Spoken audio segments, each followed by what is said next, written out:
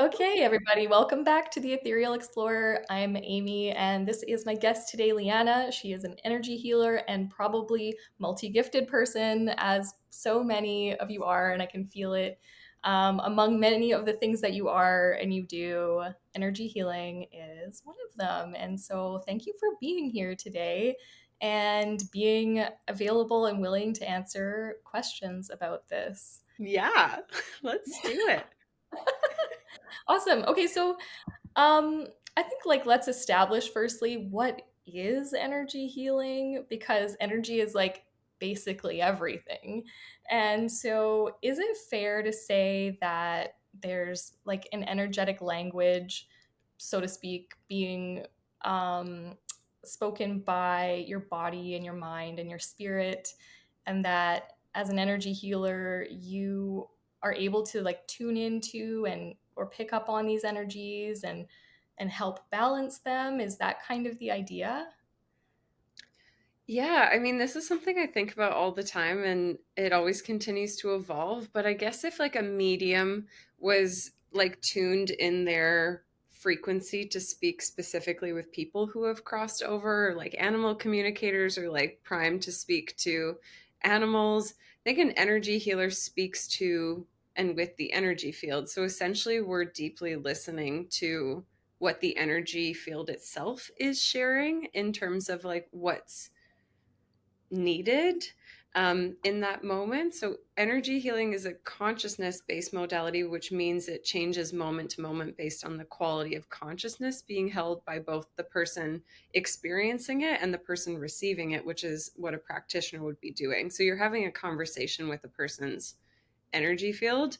Um, and essentially, we're trained or born or however you want to like say it. I think energy healers are both trained and kind of called to the work, but we learn how to be highly attuned to the variances in frequency and energy so that we can feel almost into like both the soul that's expressed in an energy field but also the architecture or like the hard structure of an energy field and seeing what the field is looking for in terms of like changes in every moment. Whoa, that's so cool. That was actually like so well said. So like the field that you're talking about is the energy field of a person, or is that like is Yeah. the field everywhere? So I also was thinking about this earlier because, like, if you, well, no one would ask a fish to describe water, but it's really hard to talk about the field because we are individuations of that bigger field or that universal mind. So I think it's hard for us to even name or feel what energy is. We can only make um, kind of these educated guesses or experiential kind of assessments of like what we think it is based on how we subjectively experience it. And I was thinking, like, the field of psychology, we don't ask them to define the mind. We just ask Mhm. them what tools can we use to come into better balance mentally. And I think energy healing is similar in that we're not necessarily trying to describe or explain energy. We're looking at breaking it down into smaller pieces about how we come into alignment and balance. Um, with the field. So our individual energy fields are, I like to look at it like rays of the universal sun. So we all have like a unique way of experiencing and manifesting and expressing the bigger field. And I'm a huge fan of Hermetic philosophy, and the first principle of Hermetics would say the all is mind. And so that we are actually the one mind experiencing itself to have a reflection of the all in an individual body, I guess, is a really abstract way of looking at it. It's like abstract and profound though at the same time. Yeah. Yeah, Wow. you're like, what does that look like on the day to day? But that's where it Yeah. gets a little more interesting. But yeah, I think we're just individual expressions of the one inexplicable field. Wow. In a way, I feel like as a collective, we're at the beginning of our inquiry on what is energy healing. And in that beginning, it's very childlike. It's like, what is this? Like, how, like, why? Like, how, why? What is it? Like, it's very like we want to know the answers, but then we have to kind of like graduate to the next level, which is like we don't need to know what it is. We'll just accept that it is and then figure out how to work within it. And so Mhm. that's that next level of understanding, which is really cool. And okay, so if a person's energetics are speaking, really, like if you're able to have a conversation with a person's like energy field, for lack of sort of a better way of explaining it, like our bodies and our minds are always trying to communicate with us.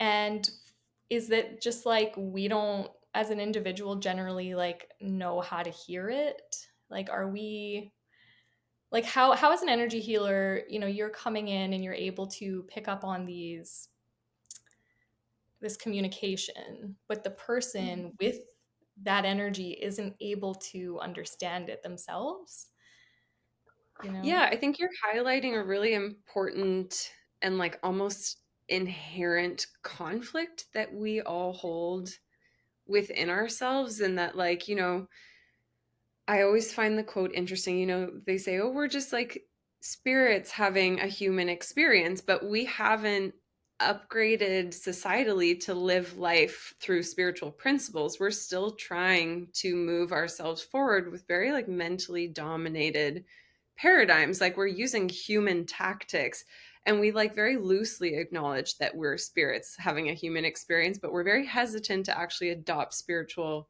principles. Um, and so, in that, like, we would acknowledge that there is a part of us that is like inherently wise and all knowing and is in its perfection. And that the part of us that usually is forward in the way we move through the world is very mental and very judgmental. And not saying like we are in judgment of others, but we're constantly assessing our experience against what's actually unfolding in front of us. So we always have an opinion, a somatic experience, an idea, a projection onto the life that's unfolding in front of us. So when we come into the context of energy healing, we're really seeing in a magnified way that conflict, because we feel unwell, we feel restless because we are not in alignment with what's unfolding in front of us. We're not in unconditional acceptance of who we are, what's happening in every moment, how the people around us are behaving. And this is where it gets really nuanced, because again, we hear these words through the mental paradigm and we say, but I'm allowed to be discerning about certain experiences. I'm allowed to have dislike, or I'm allowed to like have kind of parameters for what's acceptable and what's not. And that's not like, that's where we get really caught up, is that in the experience, all energy unfolds in a really divine way that we project our bias onto. So, an energy healer is essentially holding that line between the part of us that is in surrender to what's unfolding and in perfect acceptance of that, and also managing and understanding, because we also are very human and have our own internal conflicts about why we're having so much fighting within these various parts of ourselves. Does that make sense? Yes. In like, I don't know if this makes sense to you, but like, so it's a lack of consciousness, but also like a combination of overthinking in a way. Like, there's a lot of blocks. I would say like to us becoming like aware of and in alignment with what's actually happening with us on other levels. Is that kind of more or less? Yeah, like Esther Hicks, who I reference sometimes, has like a brilliant way of describing it. She says that like our spirit is essentially like a cork, and the natural inclination of a cork floating in water is to like rise to the surface. It's always floating on the surface. It's always at this certain level of perfection, of acceptance, of okayness. And the human conditioning slowly starts to create density on that cork that holds it underwater. So we're actually exerting a force by having human bias onto our spirit, which creates what we would call blockages, but it's not, it's just density. Mm. because we're living suspended between like a divine reality and a very like human dense reality. And in energy healing, we're not trying to repair or fix or change necessarily. We're trying to bring our awareness to the fact that we have unnecessarily created density on the weightlessness of our spirit. And Mm, all we have to do is bring our awareness to the fact that that's happening. And through, again, hermetics, the law of polarity says just even holding our awareness on the fact that density exists, we start to feel our spirit vibrate again at the level or the frequency that it always is. But we're really essentially in energy healing working on refining our awareness. So we're never trying to heal the soul necessarily. We are like honing and tuning our awareness of the soul's existence in our life. hmm.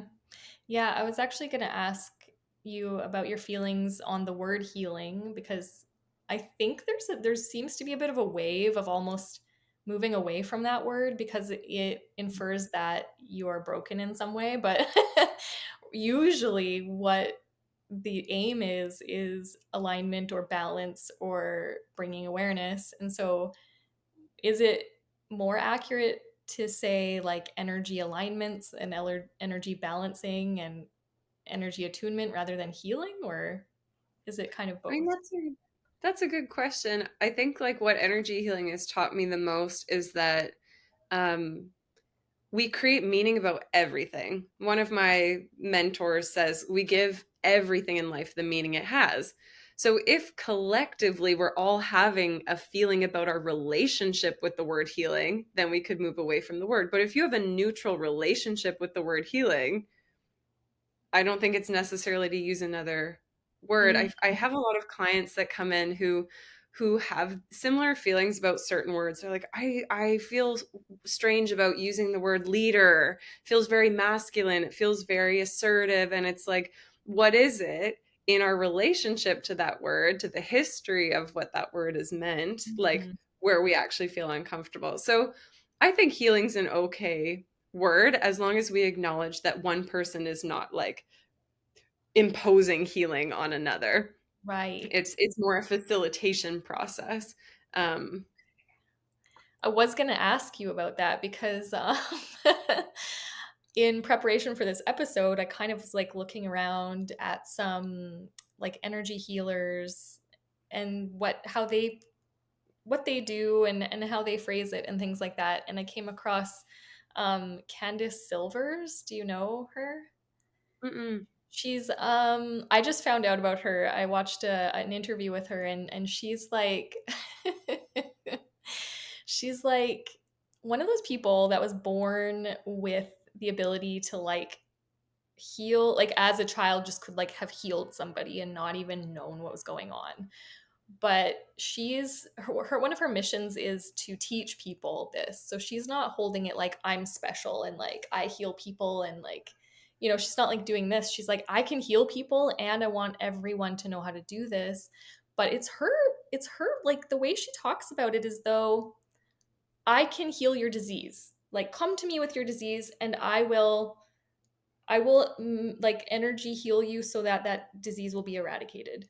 And she's so confident, and this has happened with her so many times, like for decades. She's just being able mm, to like cure people of stuff.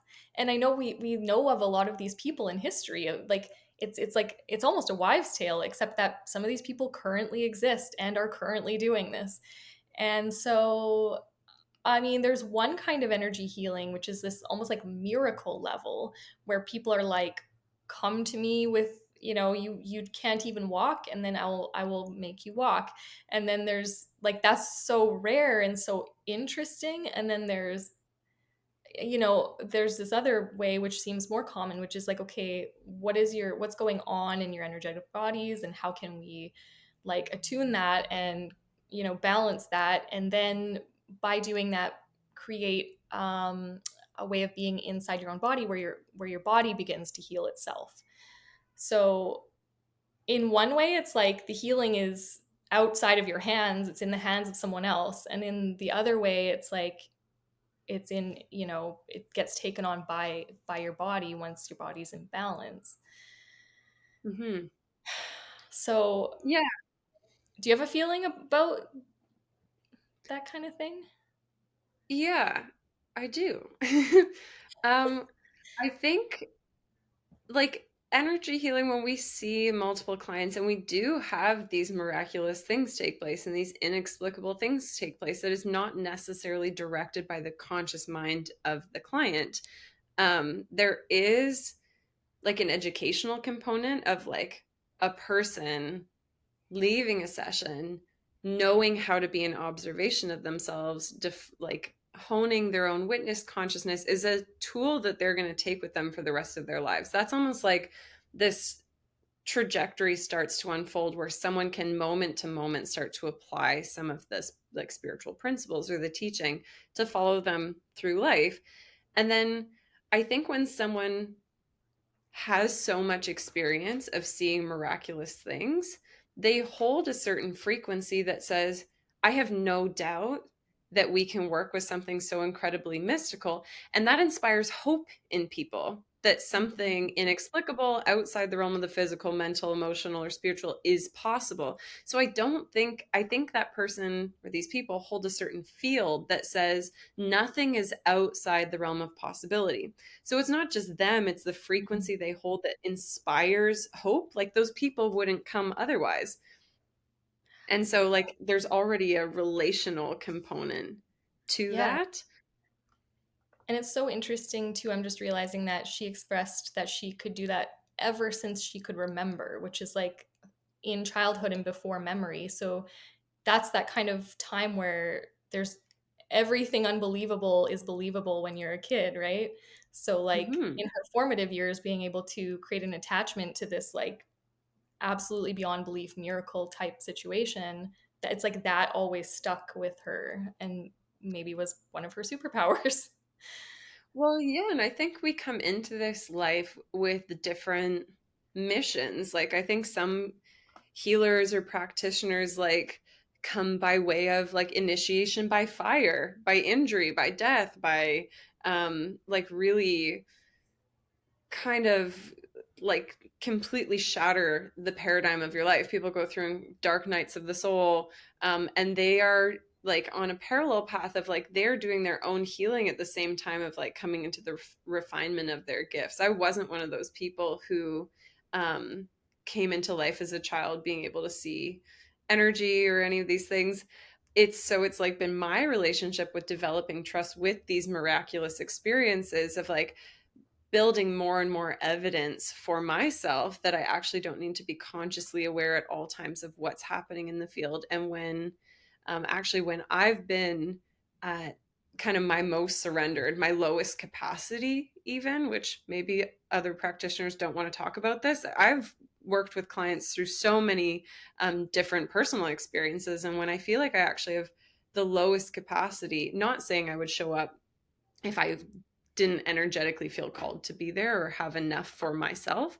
But that's when I see the most incredible things happen. And so there is something miraculous about how a person can have surgery and be medicated and see so many doctors, and then you feel an energetic density in their field and you clear it and that problem's resolved in the same way like you a person could start to walk, or an injury could be suddenly cleared. I don't think that works um, in all situations because there is divine timing around when certain Mm. things are cleared for people.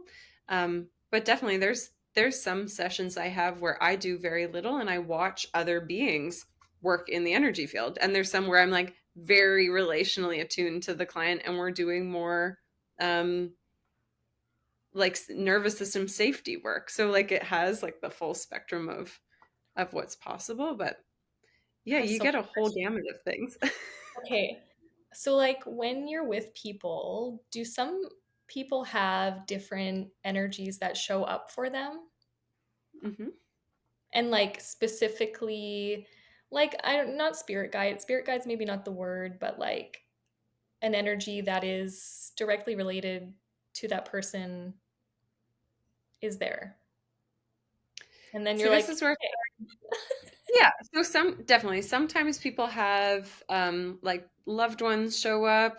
Um It also depends on what energies want to make themselves known, right? So there's always energies there, but they only make themselves known if it's for some reason important that we know they're there.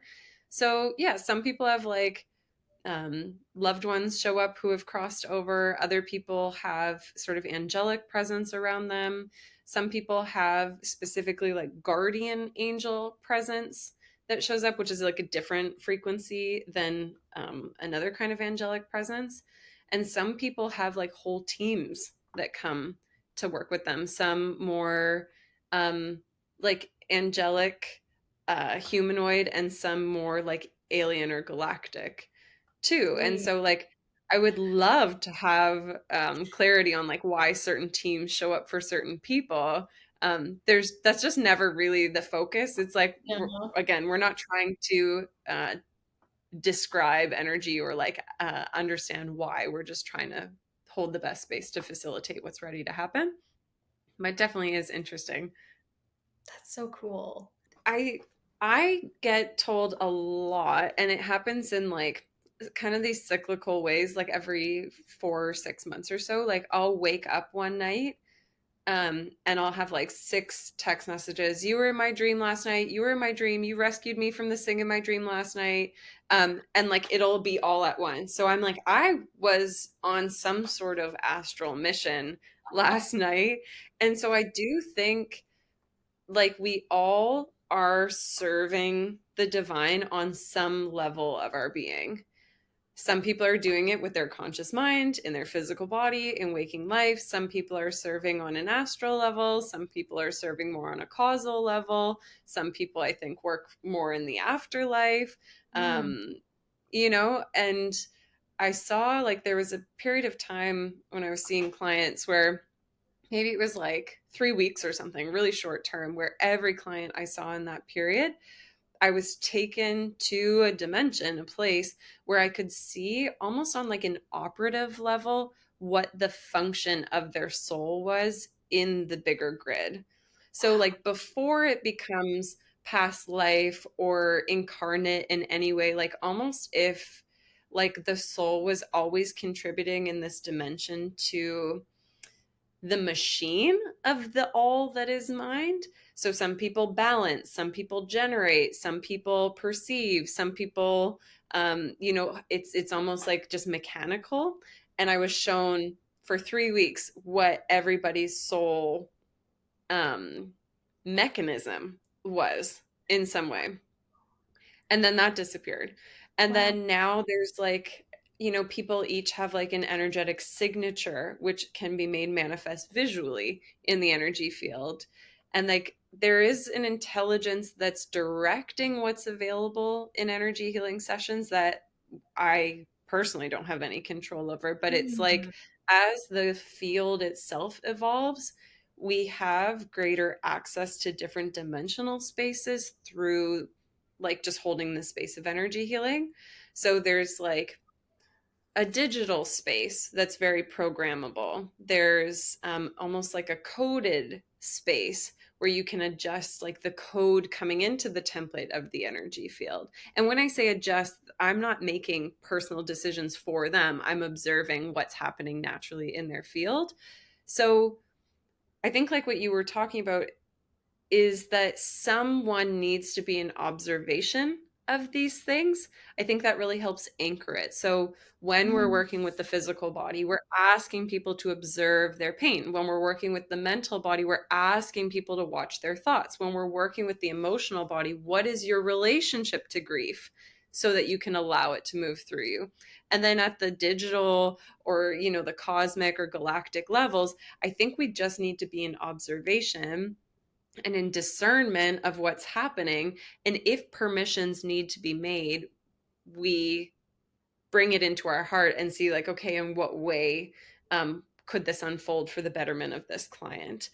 Um, so I think our role mostly is not only communicating with the field, but just being in witness of it really helps unravel the healing that's already happening. Oh my gosh, that is so cool. I'm just like need to absorb that for a second. Like, there's like so much already happening. It's like you're one instrument that comes into the orchestra that's there and creating this like harmonization, and also because you're in the three dimension, like you're the three-dimensional anchor for what all is happening in this energetic field, right? Hmm. So cool. Exactly. Really orient yourself to the field as it is right now. And through the humility and the understanding of like what you're being tasked with now is like, I mean, everything comes back to the beginner's mind. I think the tarot, the Fool card in the tarot is always like, that message for me is like, oh, the beginning is the end. Okay, so we've graduated from some level of understanding, and now we're right back to the beginning. This being gave me an energetic practice to see if I could hold a certain frequency in my field. And when I say, and they're like, you have to do this first, and then we'll give you the next tasks. When I say I could not hold this in my field for 10 seconds, it Yeah. was so challenging to maintain that new frequency that I was like, okay, I got it. Humbled, loved, and just like really aware of where we are in this like development of our own consciousness. I had a very similar thing happen to me recently, and it was like one of the downloads was that like it has to do with density, and it has to do with the frequencies that we're used to embodying, and that the frequencies that are available are so not high as in better, you like, but Mhm. like there's just so much more complex and higher vibing that literally, like, if they were put through us, we would explode like a light bulb that had too much electricity going through it. Like there's Mhm. so much of the energetics of everything that exists that our bodies can't actually hold, like you said. And then I Yeah, had like this, yeah. I hear so many stories, not so many, but like, the shamans or like the biggest initiation that I heard of like through my reading when I was younger was like being struck by lightning, right? And I think sometimes like that is the process of evolving energetically is like when we try to evolve so fast, we're actually running so much energy through our nervous system that we can fry ourselves Mhm. like we're being hit by lightning. Hmm. Yeah, yeah. I don't know if you have, I'm just like, this is slightly related. The Daryl Anka, he channels Bashar. Do you know this Hmm. guy? So they like have measured what's happening in his brain when he's channeling. And um he's been channeling this Bashar energy since the 70s, I think. And they've measured that like the amount of energy that comes through Daryl while he's channeling is like 10.8 hertz or something, and he's been able to increase that in his brain capacity over time. He's been able to channel higher, like the higher frequencies, but it's been a slow evolution for this one human brain to like over decades be able to channel something higher.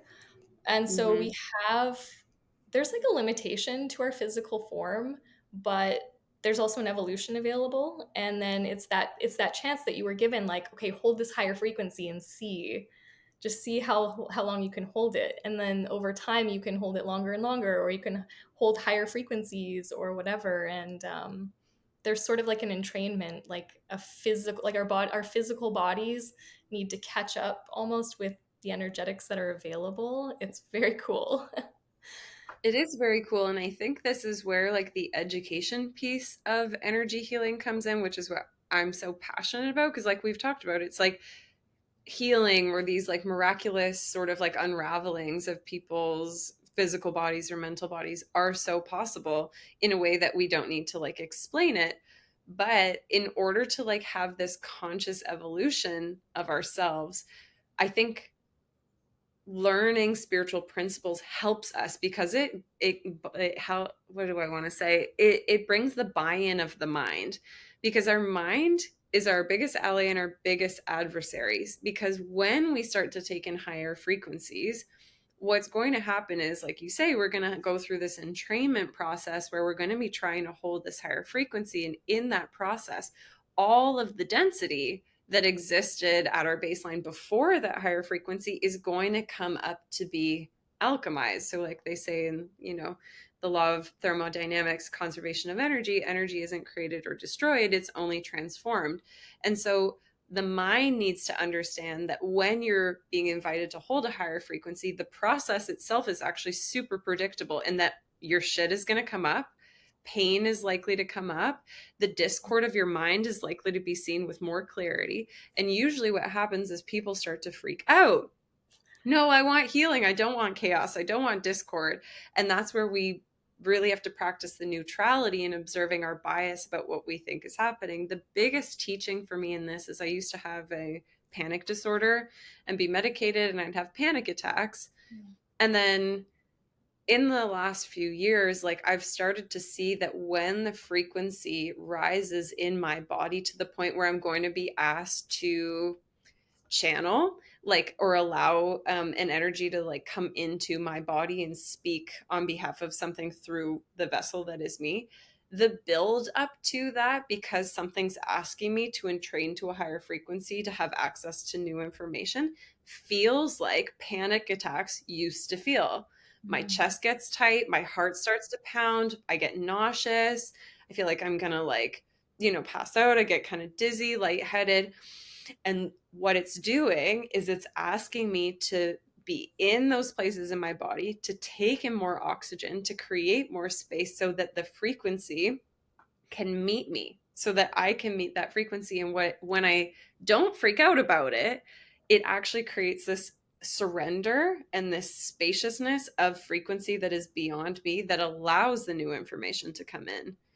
And so, but it feels crazy. Like, my teeth will start to vibrate, my eyes will start to flicker. Like, medically, people would be like, this is bad.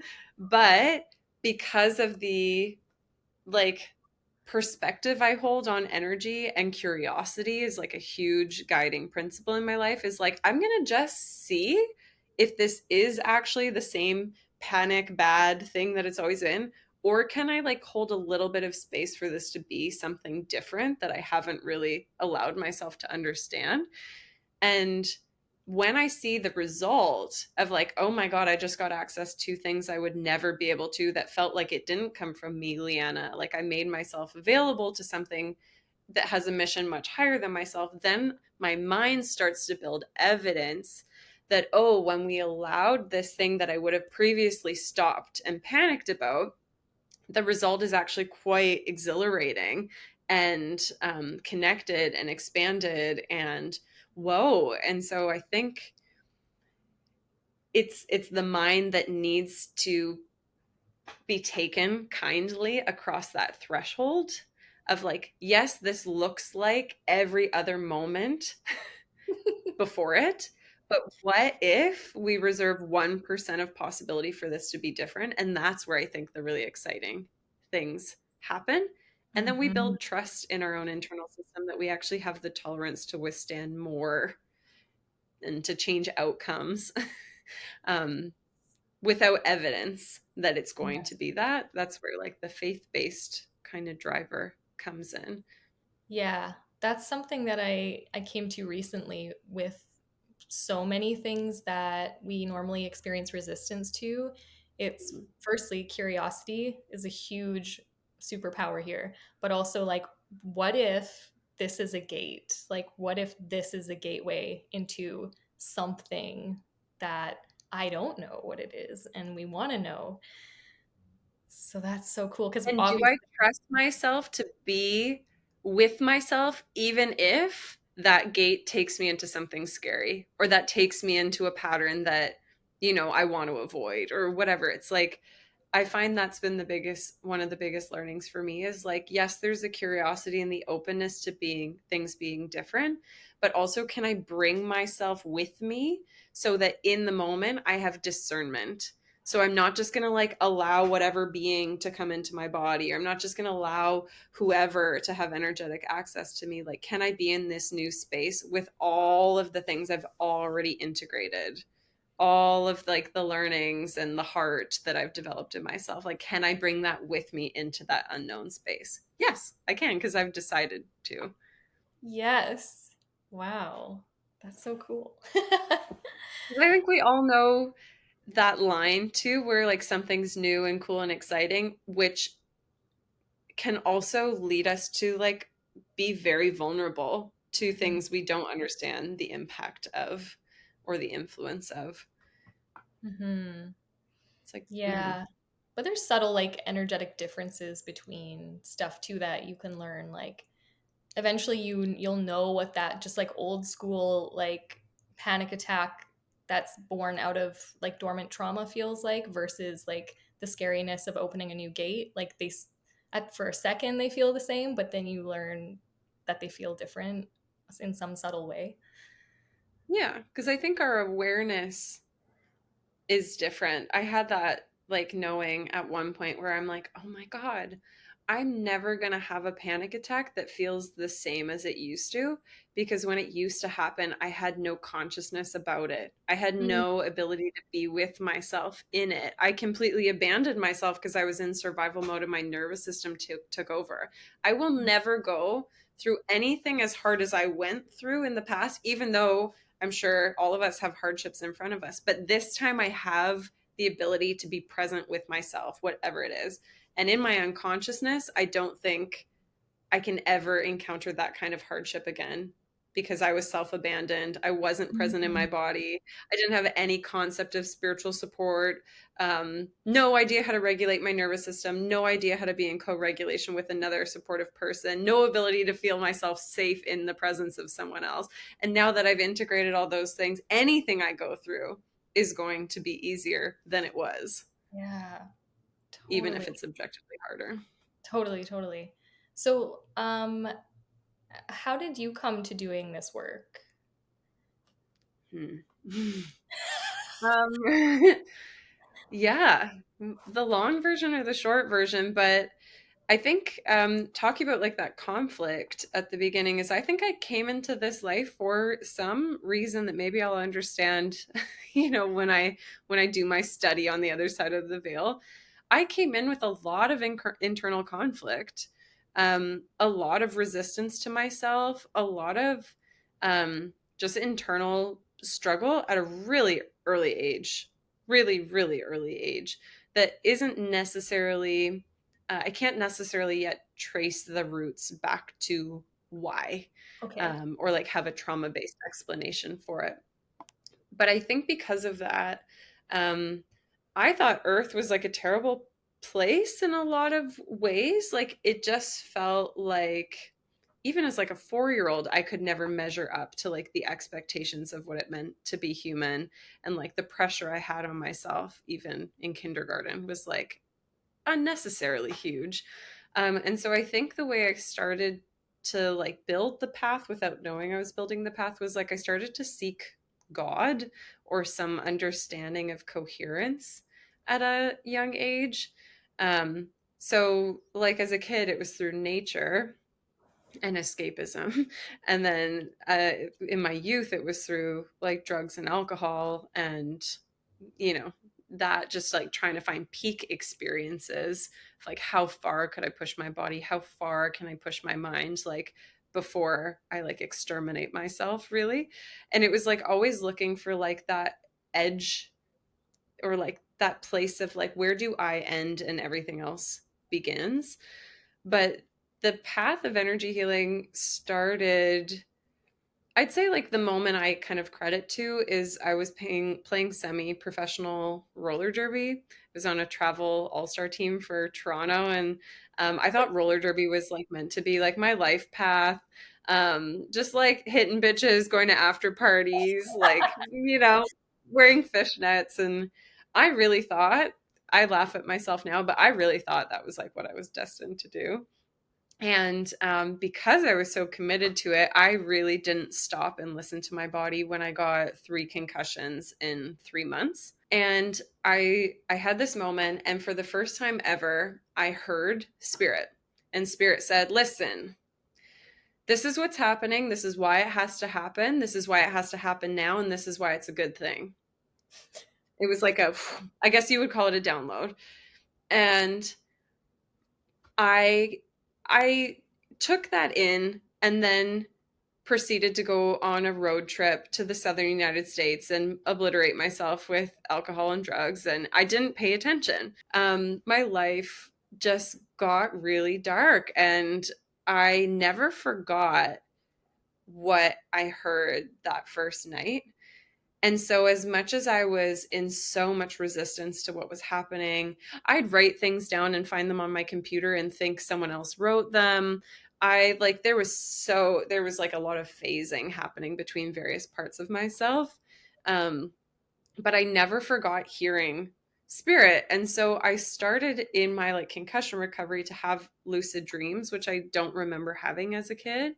And in my dreams, I started to get really specific information. And because my life was so shitty at the time, like I was working as a food runner, I was living in my mom's basement. At the end of the night, I'd have to pull out this 18 like kilogram bucket of mayonnaise and like scoop it into like I'd contemplate my life like scooping this mayonnaise. I'd be like, oh, this can't be what I'm meant to do.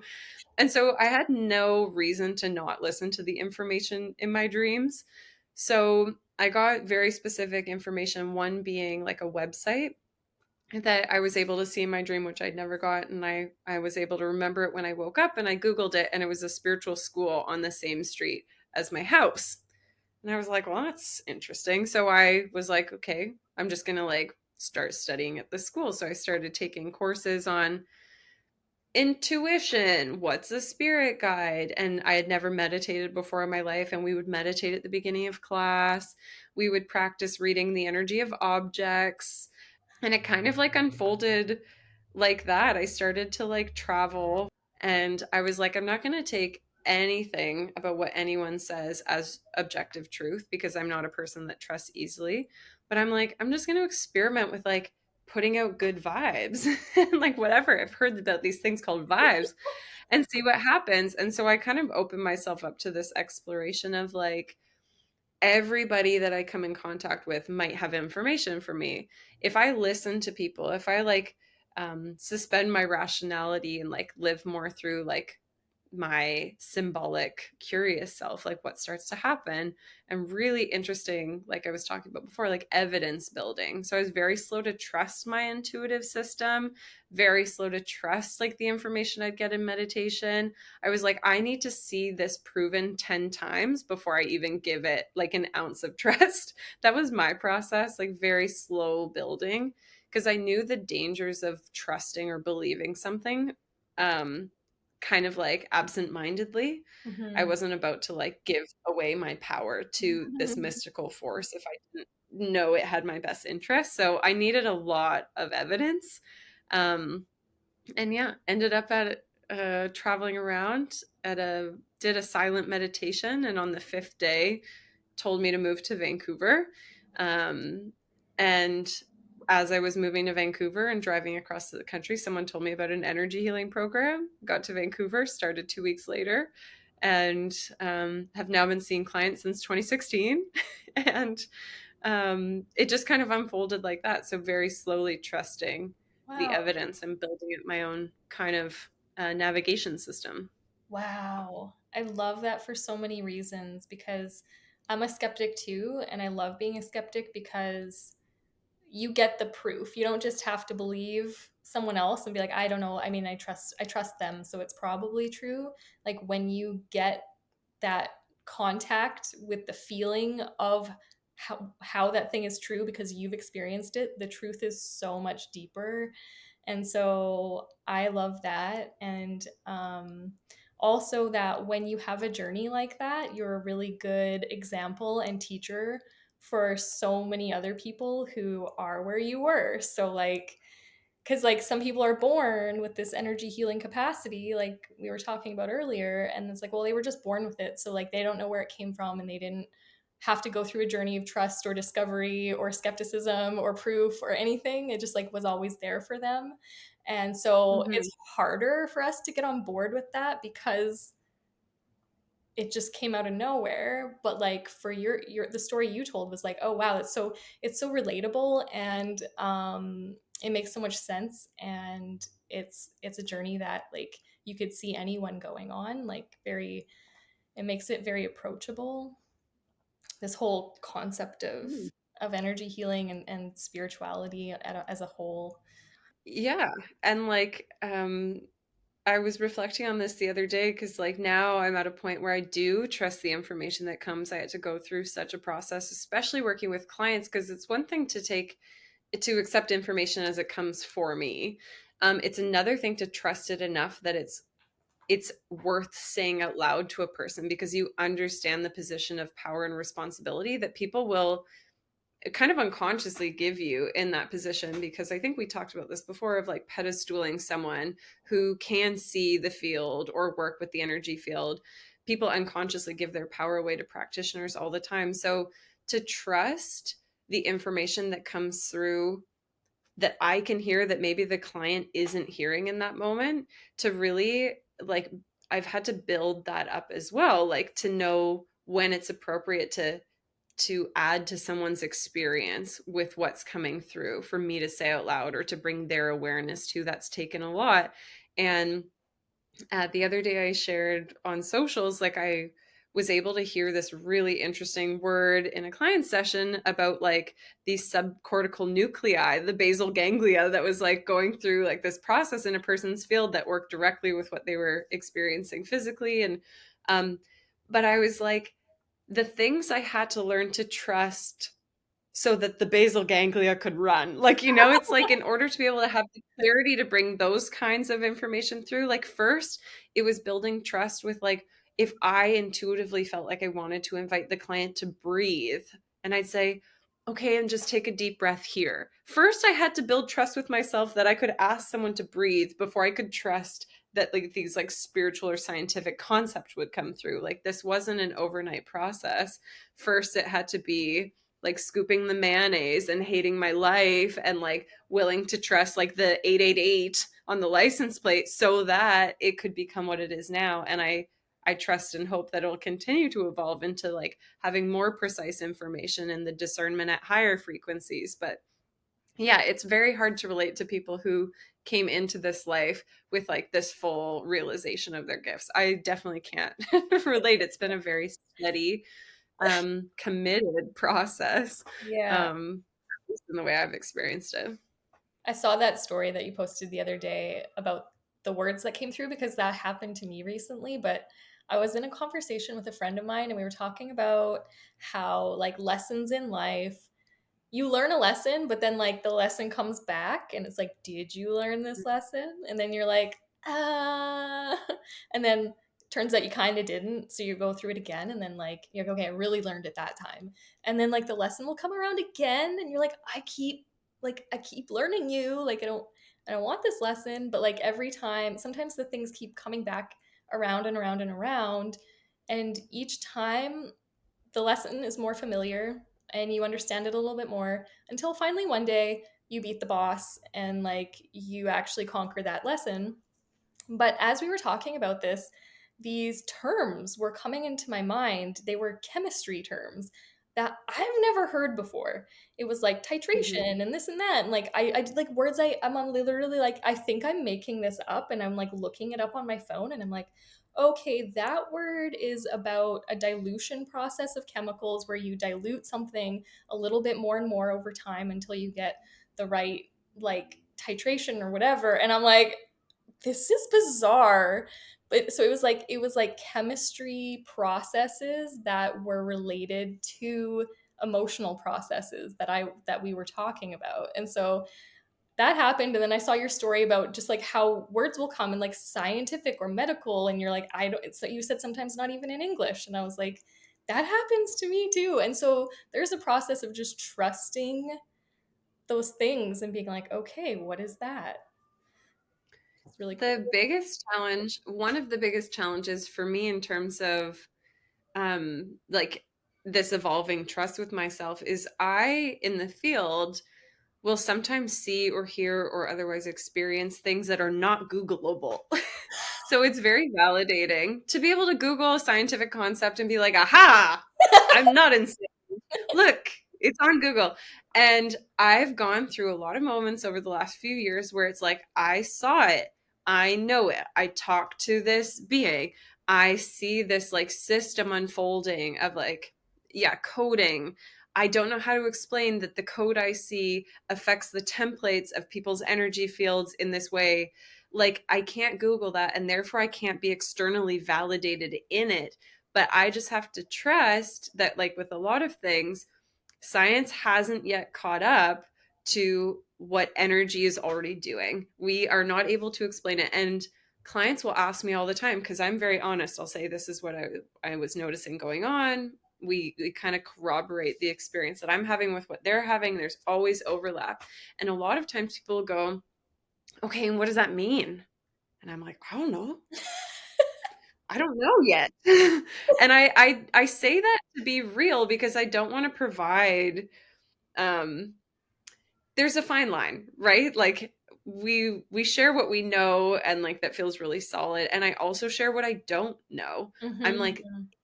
let's both pay attention to this and see how it evolves. And maybe I'm never in my whole human lifetime gonna understand this. I've had experiences, I've heard words, I've had out of body experiences or journeys 8 years ago, 10 years ago, 12 years ago.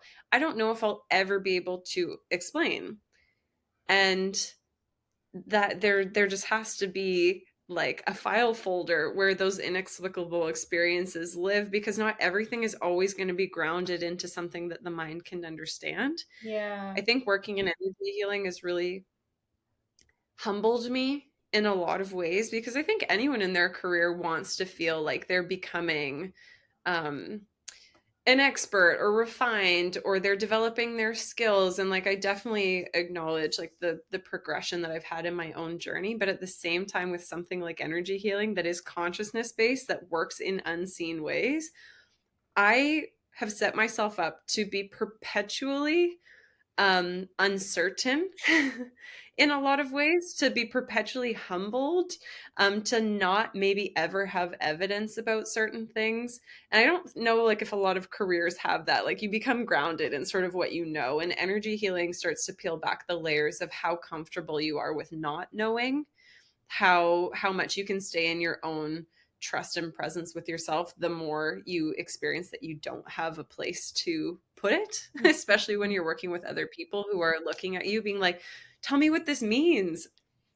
And you're like, we get to decide actually in this moment what it means. I don't know if there is an objective truth or reality. um, so even like you're talking about like the lessons that we learn, I think maybe at a certain point we just get to decide what the lesson is and if we've learned it or not. um, I like that. Now I'm like, okay, what do I get to decide this is about for myself? I love that. Yeah, because that just brings the power back to you, and like you are the decision maker in this reality that belongs to you. Mhm.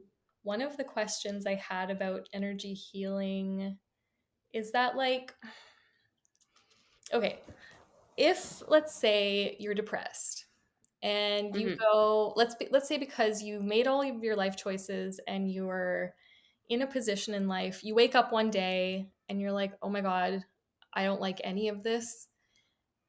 I don't like my job, I don't like these people, I don't like this place." And you're like, "Oh my god, this is so depressing."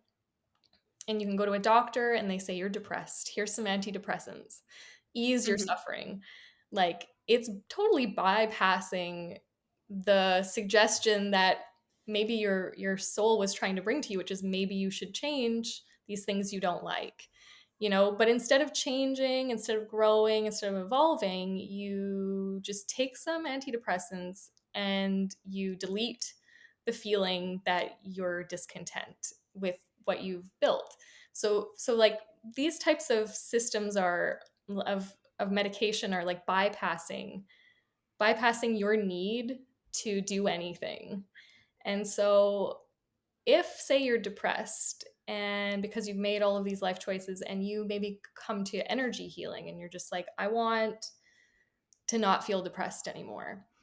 Like my question is, at what level is it possibly also bypassing? Like, if somebody comes to you with an imbalance and you're able to like dissipate it or move it, do you just actually remove the need for that person to do things for themselves?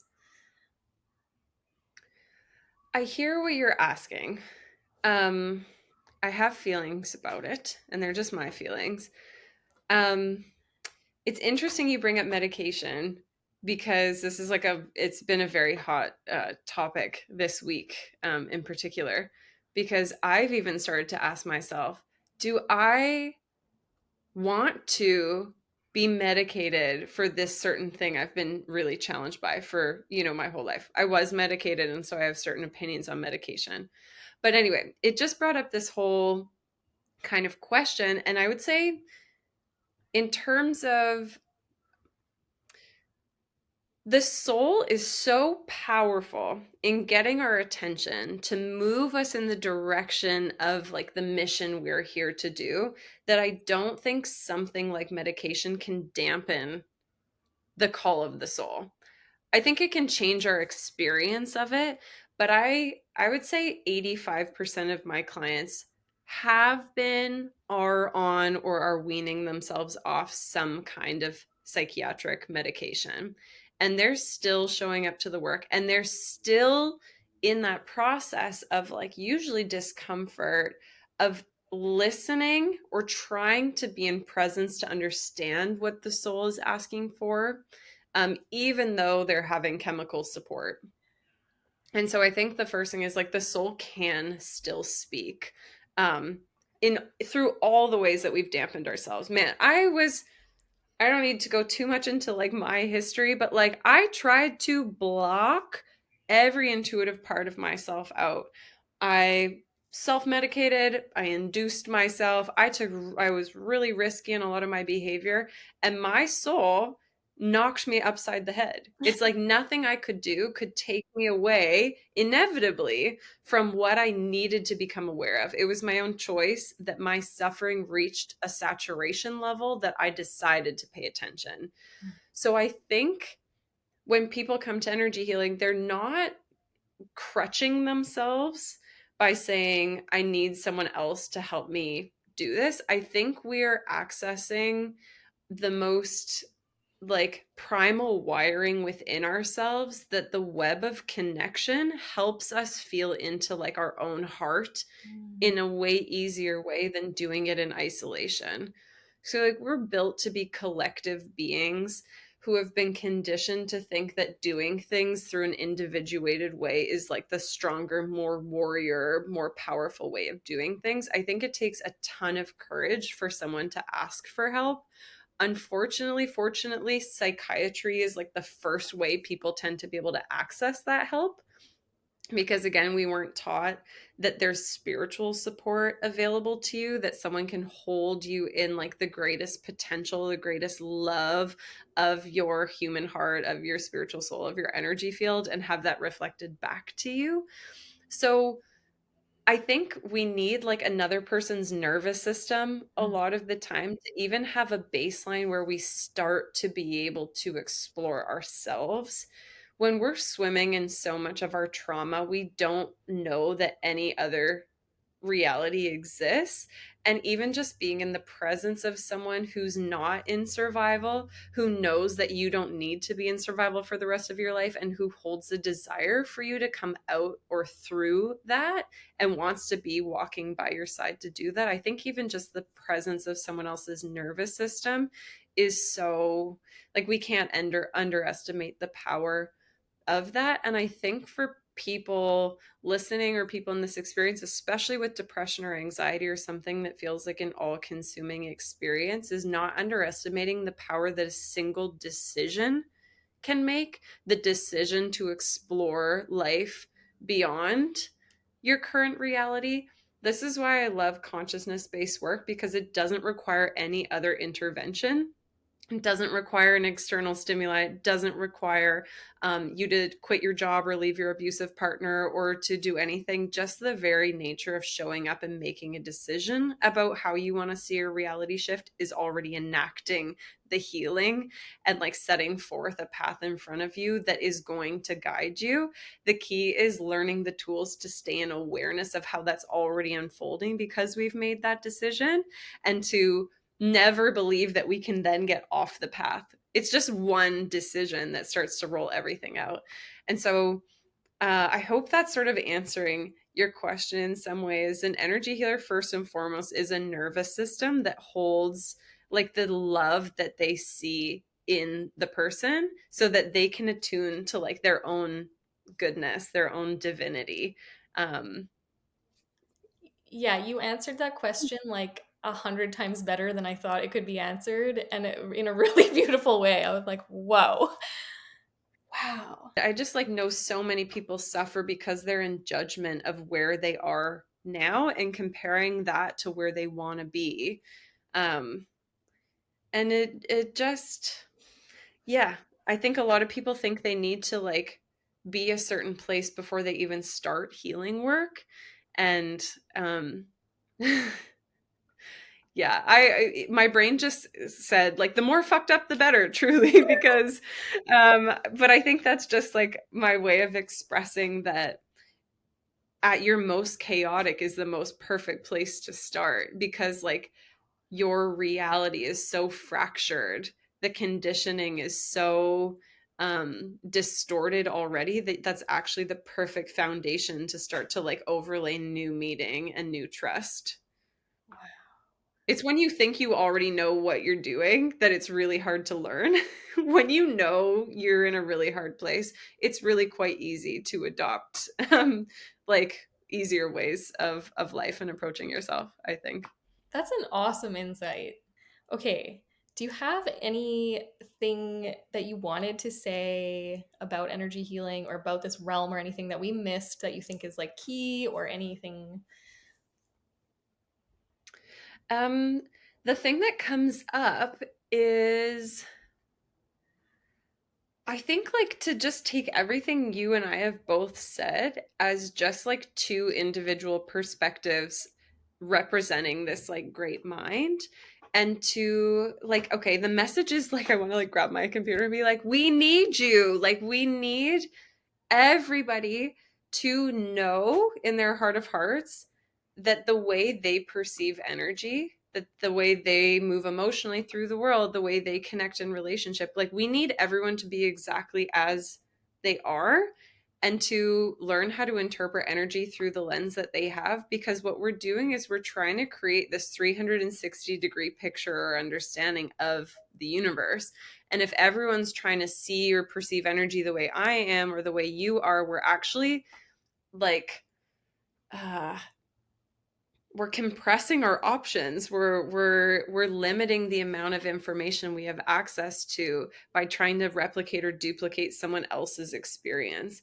And so for everyone to just know and trust that the subtlest ways that you receive information, that you have dreams, the way you feel energy or tension in your body, is like we need you to continue to work on that and to refine that for yourself, so I can learn from you, so Amy can learn from you, so that we can build this holistic understanding of the life that we're living together. So please just keep doing things the way you do it. That's what I'm really wanting to say. Mic drop. Oh my gosh. So good. I knew it. I One of the things I was thinking about you when in the group session that we had recently, I was like, you're so like rock and roll. Like your particular flavor of operating in this space is so unique and rock and roll and like cool. And I was like, this is such a cool, like you have your slice of that picture is so fucking cool.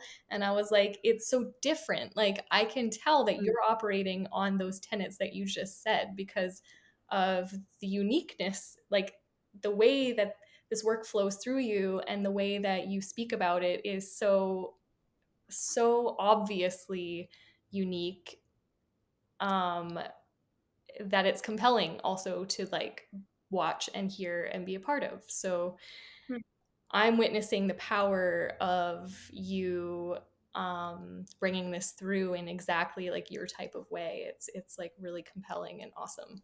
I think there's so many different types of people that are called to this work and do this work. And so um, it's always nice to be asked these sort of thought provoking and heart inspiring questions to see the ways where maybe unconsciously I was mimicking someone Mm. else's way of doing things and give me an opportunity to come back to myself.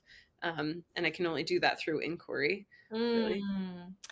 I So guess. thank you so much for this. Oh, yeah, I enjoy this so much, but it kind of also goes back to like the first day of kindergarten. It's like when we're little, we imitate because that's all that we know, and then once we've imitated enough, we get to start speaking and operating on our own. So that's that graduation process. Yeah, yeah, exactly. Oh, cool. Well, thank you so much for your time. That was awesome, and I thank you so much.